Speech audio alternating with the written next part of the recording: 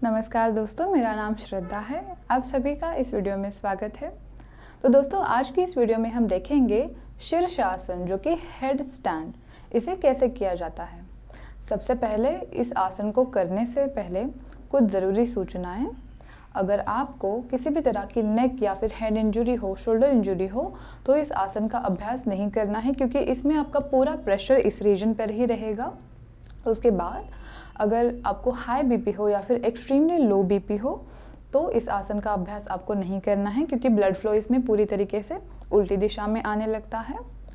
और तीसरी और ज़रूरी बात, शीर्षासन का अभ्यास जो है, अगर प्रॉपर तरीके से ना किया जाए तो आपको इंजरी भी हो सकती है।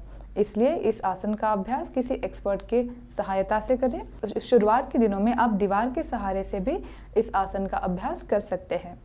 तो step by step with progression हम शीर्षासन को कैसे सीख सकते हैं, इस वीडियो में हम जानेंगे। सबसे पहले हम देखते हैं कि सालंब शीर्षासन, जिसे कि कैसे किया जाता है, हम देखेंगे।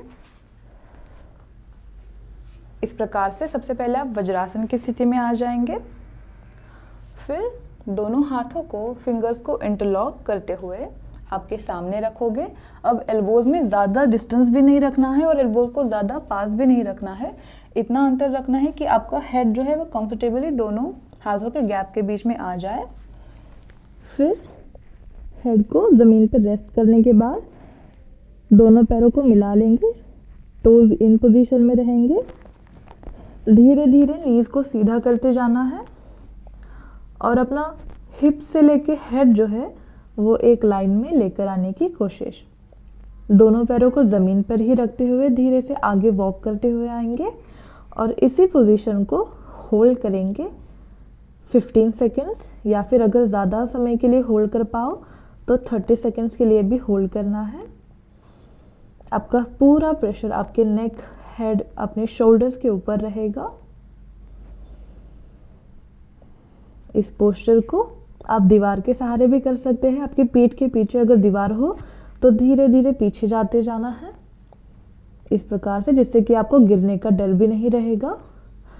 और इस पोजीशन को रिलीज़ करने के लिए सबसे पहले नीज को ज़मीन पे रखेंगे। इंटरलॉक किए हुए फिंगर्स को रिलीज करते हुए पैरों के पास लेकर आना है और इस पोजीशन में, फॉरवर्ड बेंड पोजीशन में होल्ड करना है। दोस्तों, शीर्षासन करने के बाद तुरंत बैठक स्थिति में नहीं आना है। 30 सेकेंड्स के लिए एटलीस्ट आपको इसी पोजीशन में रखना है जब तक कि आपका ब्लड फ्लो फिर से नॉर्मल नहीं हो जाता।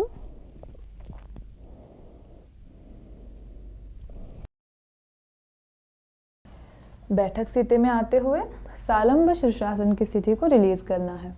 तो दोनों पैरों को ऊपर उठाने से पहले सबसे पहले आपको इस सालंब शीर्षासन का अभ्यास करना है, जिससे कि आपके आर्म्स की, शोल्डर्स की, नेक की स्ट्रेंथ बढ़ती जाएगी और आपको बैलेंस इंप्रूव होने में हेल्प होगी। जब आप इस आसन को इजीली कर पाएंगे तब हम देखेंगे कि स्टेप बाय स्टेप शीर्षासन की पोजीशन को कैसे किया जाता है। पोजीशन में हाथों को रखते हुए सर को दोनों हाथों के बीच में रखेंगे।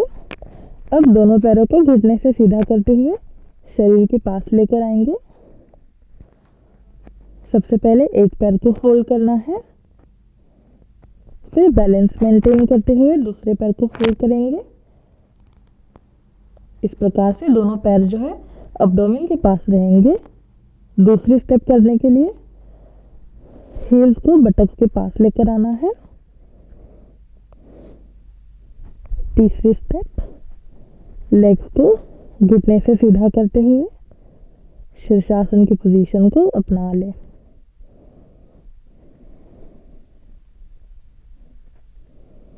इस प्रकार से अपनी क्षमता अनुसार शीर्षासन को बनाए रखें और आसन स्थिति रिलीज करने के लिए फिर से हील्स को बटक्स के पास लेकर आना है, फिर नीज को एब्डोमेन के पास और एक एक पैर को सीधा करते हुए ज़मीन पे रखेंगे और वज्रासन में बैठते हुए फॉरवर्ड बेंड होल्ड करना है।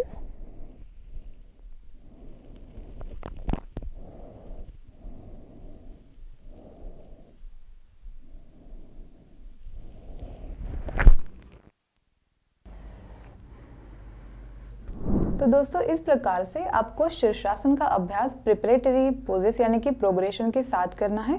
अगर आपने इससे पहले कभी भी शीर्षासन नहीं किया हो तो तुरंत आपको दोनों पैरों को हवा में उठाने की जल्दी नहीं होनी चाहिए। सबसे पहले दीवार के सहारे कीजिए और सबसे ज़रूरी सूचना कि कुशन के ऊपर यानी कि जो पिलो होता है मोटा, उसके ऊपर आपको कभी भी नहीं करना है शीर्षासन को, क्योंकि अगर बैलेंस यहाँ वहाँ चला जाएगा तो आपकी गर्दन मुड़ सकती है। इसलिए फ्लैट सरफेस होना चाहिए और फ्लैट सरफेस के ऊपर तुरंत ज़मीन के ऊपर ही नहीं करना है, मैट के ऊपर करेंगे लेकिन फ्लैट सरफेस होगा, जिससे कि अगर बैलेंस ना बिगड़े। तो इस प्रकार से सावधानी बरतते हुए और प्रोग्रेशन के साथ आप शीर्षासन का अभ्यास करें और धीरे धीरे रेगुलर प्रैक्टिस से जैसे जैसे आपकी स्ट्रेंथ बढ़ती जाएगी वैसे वैसे आप स्थिरता के साथ शीर्षासन को होल्ड कर पाएंगे। तो इसका अभ्यास रेगुलरली करें और अगर आप शीर्षासन सीख जाए तो हमें कमेंट सेक्शन में ज़रूर बताएं। धन्यवाद।